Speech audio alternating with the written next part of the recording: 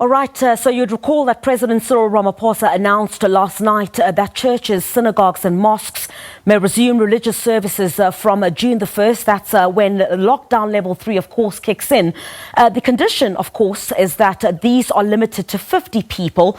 The president said he'd consulted widely with religious leaders, but despite this, many have slammed that decision. Let's chat now to Bulelwa Mabasa, who's the director at Werksman's attorneys, on what government should take into account when making decisions regarding different lockdown levels. Sis Bulelwa, thank you very much indeed for your time this evening. It's great to have you on the program. Lovely to join you. Thank you for inviting me, Griselda. Thank you. So, there are quite a number of questions that are being raised at the moment, pertaining to the lockdown and the various levels that government has put in place. But what should government legally be taking into account when it comes to making different decisions pertaining to these different levels? Yeah, I think the first issue to consider is that the disaster management situation that we're in is still subject to constitutional scrutiny. It's important to also say that we are currently not in a state of emergency where rights are curtailed completely and possibly even the Constitution. The state of disaster does enable the state to do what it needs to do, which is to govern the country. Yeah. It is also still important to realize that as the executive is empowered to make policy and to create policy. However, the constitutional framework says that when policy is being made, it has to be made with certain principles and values, such as, looking at the rule of law, that the decision-making has to be reasonable, it has to be procedurally fair, and that it's got to be lawful. So underlying how the state makes these decisions has to be principles of rationality and reasonableness, and that those decisions must comply with constitutional must, and they must be reasonable and rational. So what you're saying is, while these measures like the lockdown, are taken as a result, or decisions such as this are taken to curb the further spread of the coronavirus, as government has consistently said, some of these measures, some are arguing, infringe on their rights. And obviously, some of these functions cannot be above the Constitution. That's what you're saying. Absolutely. But I think it's also equally important to say that individual rights do not necessarily way above communal or community rights. So the basis of fighting COVID-19 is that some individual rights may be impeded in the interest of the public. So legally then, what would constitute an infringement in a situation like this in which we find ourselves in?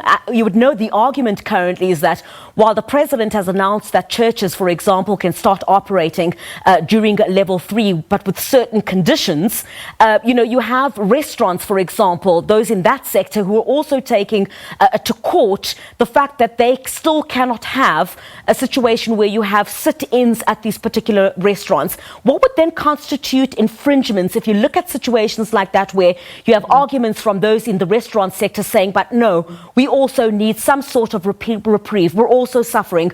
Those within who are operating hair salons, who I understand are also taking this matter to court. What constitutes infringement? Yeah, that's a very important question, Griselda. As we have understood it, and how government has explained this, is that there are certain WHO protocols that are being followed.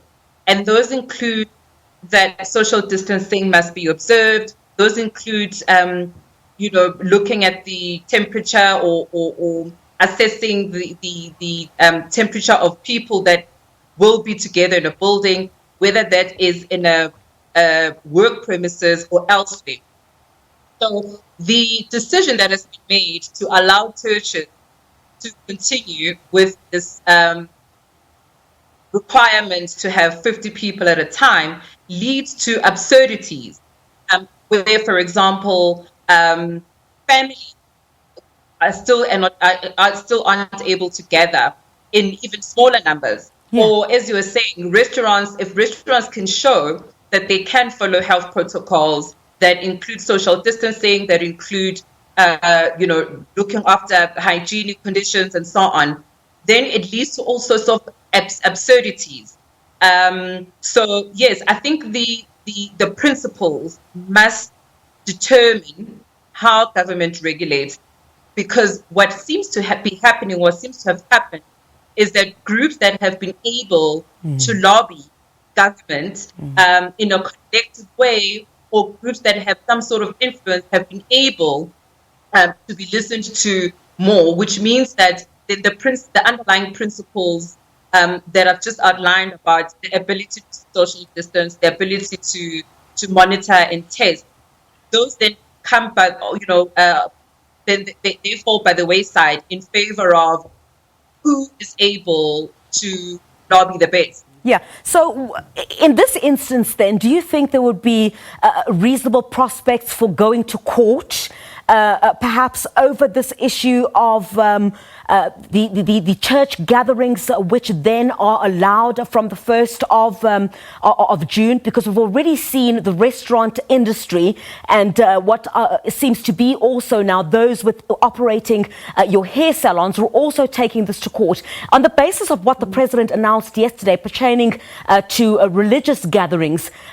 Do you think there would be reasonable prospect of success in some of these, taking that into account?